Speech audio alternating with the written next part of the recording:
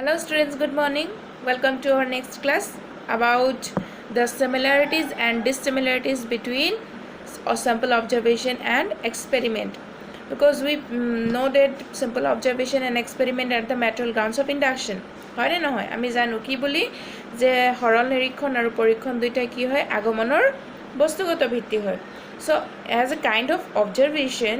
or as a kind of material grounds of induction আমি simple observation আৰু experiment কেনেকৈ explain কৰিম যিটো observationত যিটো characteristics আমি পাওঁ the characteristics which are found in observation must have to be included in simple observation and experiment too আমি simple observation আৰু experiment বা সৰল নিৰীক্ষণ আৰু পৰীক্ষণ এই দুইটা ক্ষেত্ৰতেই কিছুমান আমি কি পাম সাদৃশ্য বা বৈসাদৃশ্য পাম কাৰ নিচিনাকৈ অবজাৰভেশ্যনৰ নিচিনাকৈ যেহেতু অবজাৰভেশ্যনৰ কাইণ্ড হয় গতিকে অবজাৰভেশ্যনৰ কিছুমান কেৰেক্টাৰ ইয়াত আহিবই অ'কে তো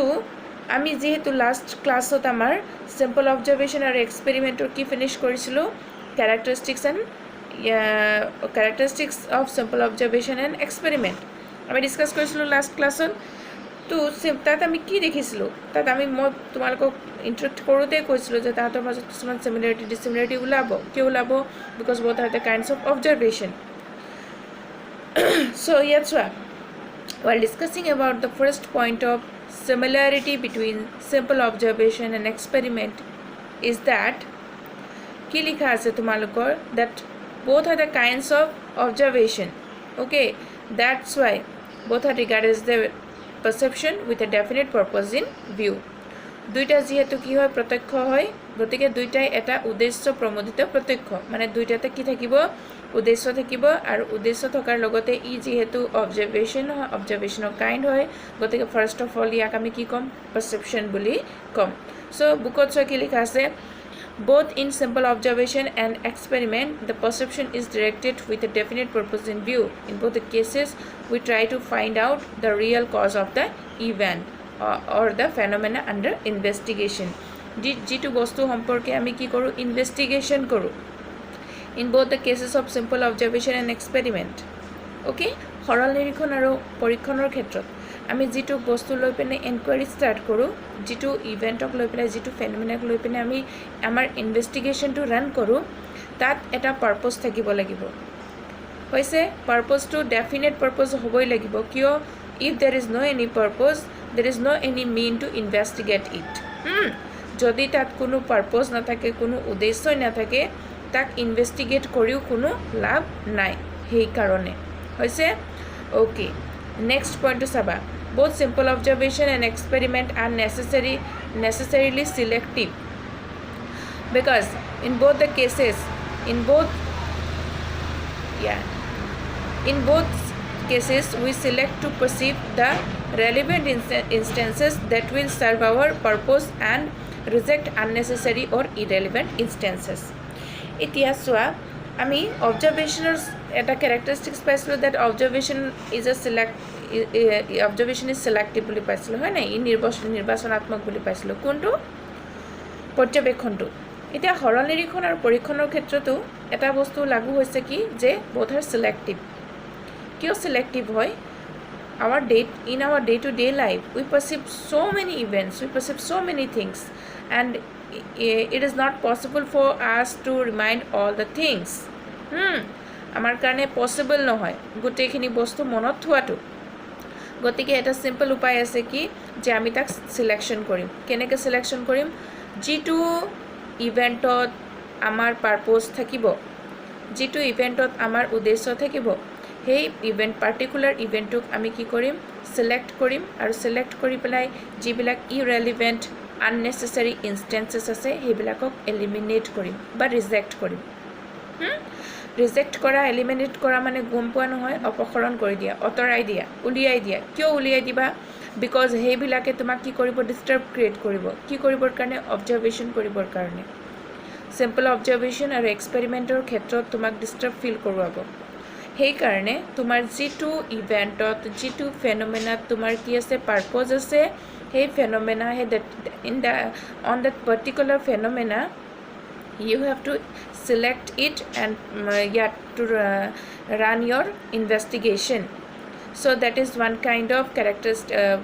similarities between simple observation and experiment, that both are selective. Okay,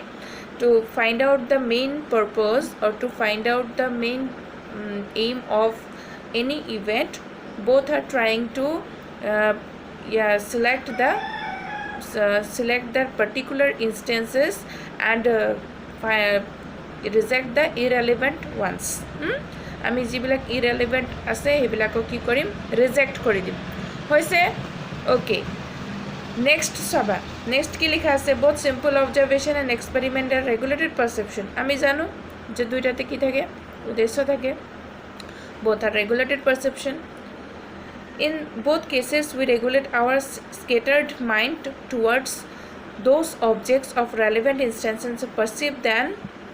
attentively and carefully. In both the cases, we perceive regulate our mind on that particular thing, whichever purpose আমাৰ যেটোত পাৰপোজ থাকিব হেতুক আমি কি কৰিম, এই বস্তুটোক আমি পাৰ্টিকুলাৰলি সেপাৰেট কৰিম আৰু আমাৰ মাইন্ডটোক কি কৰিম, কেয়াৰফুলি ৰেগুলেট কৰি পেনাই হ্যান্ডেল কৰি আমাৰ মাইন্ডটোক আমি সেই বস্তুটোত ফোকাস কৰিম আৰু ফোকাস কৰি পেনাই আমাৰ ইনভেস্টিগেশনটো ৰান কৰিম। তাৰ মানে ইয়াত এটো লিখিছে যে আমি যেতিয়াও in both the cases of simple observation and experiment, in both the cases দুইটাৰ ক্ষেত্ৰতে যেতিয়াও আমি এনকোয়াৰি স্টাৰ্ট কৰোঁ আমাৰ পাৰ্টিকুলাৰ ইভেন্ট এটাৰ কি ফাইন্ড আউট কৰিবৰ কাৰণে, কজটোক ফাইন্ড আউট কৰিবৰ কাৰণে, তেতিয়া আমি সেই ফার্স্ট অফ অল পারপোজটো ল'ম। সেকেন্ডত কৈছিলে যে সিলেক্টিভ পারপোজটো ল'ম, যেটো সিলেক্ট কৰিম হেতুক ল'ম। থার্ডত কি কৈছে যে হেতুক আমি ল'ম কেয়ারফুলি ল'ম। কিয় ল'ম? Because other irrelevant unnecessary instances are disturbing us, আমাক ডিস্টার্ব কৰি আছে। সাপোজ বেলেগ ইনষ্টেন্সেছ বিলাক আমাক ডিস্টাৰ্ব কৰি আছে, সো সেইবিলাকে যাতে আমাক ডিস্টাৰ্ব কৰিব নোৱাৰে সেইকাৰণে আমাৰ মাইন্ডটোক আমি স্কেটাৰ্ড কৰি পেনাই বাকিবিলাক বস্তুৰ পৰা অতৰাই ৰাখি এটেন্টিভ কৰি কিনে মাইন্ডটোক আমি যেটো নেসেসাৰি ইনষ্টেন্স হয় তাৰ ওপৰত আমি ইনভেস্টিগেশনটো স্টাৰ্ট কৰিম। That means in both the cases we scattered our mind to run our investigation and we carefully handle our mind to do our investigation. Our investigation to run koribor karone ami carefully our mind to attentive koribo lagibo. Hol দুইটা ক্ষেত্রতে attentive হব লাগিব, আমার mind to হইছে selective হব লাগিব। যেটো বস্তুত purpose আছে, এম আছে, সেই বস্তুটোকে আমি সিলেক্ট কৰিম, ইভেন্টটোকে সিলেক্ট কৰিম, আননেসেসাৰি ইৰেলেভেন্ট ইনস্টেন্সেছবিলাকক আমি বাদ দিম। আৰু ফার্স্ট পয়েন্টটো কি লিখিছিলে যে আমি in both the cases of simple observation and experiment both are regulated perception with a definite purpose in view. দুইটা রেগুলেটেড পারসেপশন হয়, য'ত উদ্দেশ্য নাথাকিব তেনেকুৱা টাইপৰ ইনভেস্টিগেশন কৰি লাভ নাই, তেনেকুৱা টাইপৰ ইভেন্টছবিলাকৰ ওপৰত ইনভেস্টিগেশন কৰি লাভ নাই। সো এটা ইভেন্ট এটা ইভেন্ট থাকিব যেটো ইভেন্টত আমাৰ পাৰপোজ থাকিব, তেনেকুৱা ইভেন্টছবিলাককহে ইনভেস্টিগেশন কৰাটো যুক্তিকৰ হয়। Okay okay these are the 3 points of similarities between them. Now see the dissimilarities between them. ইহঁতৰ মাজত dissimilarities কি আছে চাবা। Simple observation is regulated perception of natural event while experiment is regulated perception of artificial event. এটা তোমালোকে পাইছিলা যে যেতিয়া তোমালোকে এক্সপেরিমেন্ট পঢ়িছিলা, এক্সপেরিমেন্ট পঢ়োতে কি পাইছিলা যে এক্সপেরিমেন্টটো কমপ্লিটলি আর্টিফিশিয়াল হয়, আর্টিফিশিয়াল ইভেন্ট হয়, আর্টিফিশিয়াল সার্কামস্টেন্সেছত ইভেন্টটোক ৰান কৰা হয়, এজন ইনভেস্টিগেটৰ থাকে, পাইছিলোঁ। তো ইয়াত কৈছে যে সিম্পল অবজাৰভেশনটো আমি কমপ্লিটলি ন্যাচাৰাল কন্ডিশনত ৰান কৰোঁ, because simple observation in case of simple observation the events are natural. Simple অবজারভেশনত ইভেন্টছবিলাক যেহেতু ন্যাচারাল হয় সেইকাৰণে সিম্পলি আমি কি কৰোঁ ইভেন্টছবিলাক নেচাৰত পাওঁ। But in case of experiment the events are artificial. এক্সপেৰিমেন্টৰ ক্ষেত্ৰত আমি যেটো ইভেন্টক আমি ইনভেস্টিগেট কৰিম সেই ইভেন্টটো কমপ্লিটলি আৰ্টিফিশিয়াল ইভেন্ট হ'ব, মানে এটো আমি নিজে তৈয়াৰ কৰি ল'ব লাগিব। কৃত্ৰিম পৰিৱেশতো হয় লগতে কৃত্ৰিম পৰিস্থিতিৰো কৃত্ৰিম ঘটনাটোৱে কৃত্ৰিম হয় এটা কৃত্ৰিম ঘটনাক আমি আৱিষ্কাৰ কৰিব লাগিব কিহৰ ক্ষেত্ৰত পৰীক্ষণৰ ক্ষেত্ৰত in case of experiment we start our investigation on an artificial event এটা artificial eventor ওপৰত আমি আমাৰ investigation to run কৰিম okay now see এতিয়া তোমালোকে first point to পালা যে observation is a natural condition or natural event and while on the other hand experiment is a what artificial event এটা simple natural event পালা আৰু এটা কি artificial event পালা এটা কৃত্ৰিম এটা natural বা তোমালোকৰ অসমীয়াত এটো প্ৰাকৃতিক ঘটনা বুলি কয় আৰু এটা কি বুলি পাইছা তোমালোকে কৃত্ৰিম ঘটনা বুলি পাইছা কৃত্ৰিম কাৰ লগত জড়িত এক্সপেৰিমেন্ট আৰু প্ৰাকৃতিক কাৰ লগত জড়িত অবজাৰভেশ্যনৰ লগত হৈছে ওকে নেক্সট পইণ্টটো কি লিখিছে in simple observation the natural events are watch in ordinary course of nature we have to wait for the events and attend them as when they directly present before us এতিয়া simple observationৰ ক্ষেত্ৰত events বিলাকক কি কৰা হয় ইয়াত observe কৰা হয় যেহেতু natural events হয় natural events বিলাকক natural conditionতে কি কৰা হ'ব observe কৰা হ'ব সেই কাৰণে লিখিছে যে simple observation the events are watched in ordinary course of nature নেচাৰৰ যেটো ordinary course হয় তাৰ ওপৰত বেস কৰি কিনে কি কৰা হয় experiment observation কৰা হয় আমি ইয়াত নেচাৰৰ কাৰণে ওয়েট কৰিব লগা হয় আমাৰ ইভেন্টক ৰান কৰিবৰ কাৰণে সাপোজ মই এটা ইভেন্টৰ ওপৰত ইনভেস্টিগেট মানে অবজাৰ্ভ কৰিব বিচাৰিছো এটা ইভেন্টক আমি মই বা তুমি বা সবেই কি কৰিব বিচাৰিছো অবজাৰ্ভ কৰিব বিচাৰিছো কিন্তু হে ইভেন্টটো অবজাৰ্ভ কৰাটো পসিবল কেতিয়া হ'ব যেতিয়া নেচাৰে আমাৰ ফেভাৰ ল'ব বা নেচাৰে আমাক যেতিয়া কোঅপাৰেট কৰিব we people are wait for nature or the mercy of the nature আমি নেচাৰৰ লগত নেচাৰৰ ওপৰত ওয়েট কৰিব লগা হয় কিহৰ কাৰণে সিম্পল অবজাৰভেশ্যন কৰিবৰ কাৰণে because the events are completely natural events বিলাক কি হয় completely natural হয় হেতু কাৰণে ঘটনাবিলাক সম্পূৰ্ণৰূপে কৃত্ৰিম হয় গতিকে কৃত্ৰিম যেহেতু হয় আমি নেচাৰৰ ওপৰত বা প্ৰকৃতিৰ ওপৰত নিৰ্ভৰ কৰিব লগা হয় কিন্তু এক্সপেৰিমেন্টৰ ক্ষেত্ৰত আমি ইভেন্ট এটা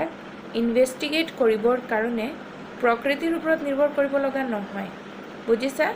যেতিয়াও আমি এক্সপেৰিমেন্ট কৰিবলৈ যাওঁ তেতিয়া মনত থবা এক্সপেৰিমেন্ট কৰিবলৈ যাওঁতে ইভেন্টছ বিলাকক যেতিয়া এক্সপ্লেইন কৰা হয় তেতিয়া আমি নেচাৰৰ ওপৰত ডিপেন্ড কৰিব লগা নহয় because the events are completely artificial that's why we do not wait for nature or we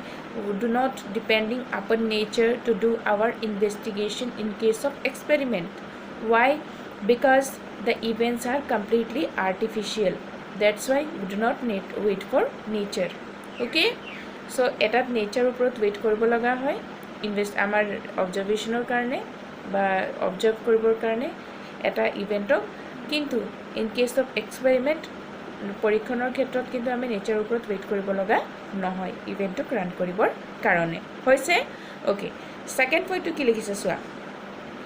in simple observation the natural events are watched in ordinary course of nature we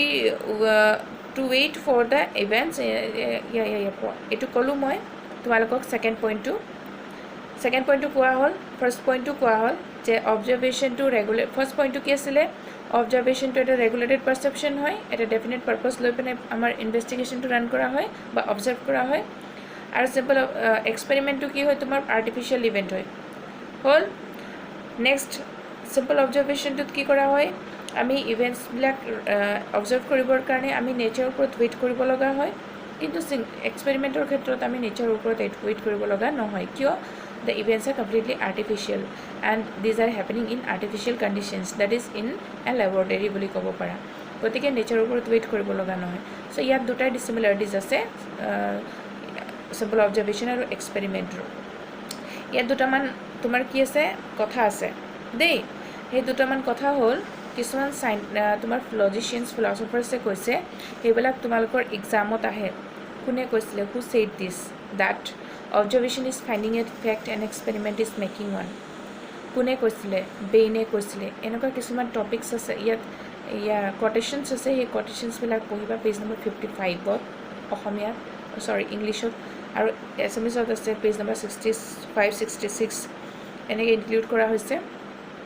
তাত তোমালোকৰ কোটেশ্যনবিলাক দিয়া আছে কোনে কি কৈছে সেই বস্তুখিনি ক্লিয়াৰ হ'বা আৰু মনত থ'ব লাগিব যেনেকৈ observation is finding a fact and experiment is making one নিৰীক্ষণ হৈছে ঘটনাৰ আৱিষ্কাৰ আৰু পৰীক্ষণ হৈছে ঘটনাৰ সৃষ্টি কোনে কৈছিলে তেনেকুৱা কুৱেশ্যন আহে তো তোমালোকে এনসাৰ কি লিখিবা বেইনে কৈছিলে বুলি লিখিবা হ'ল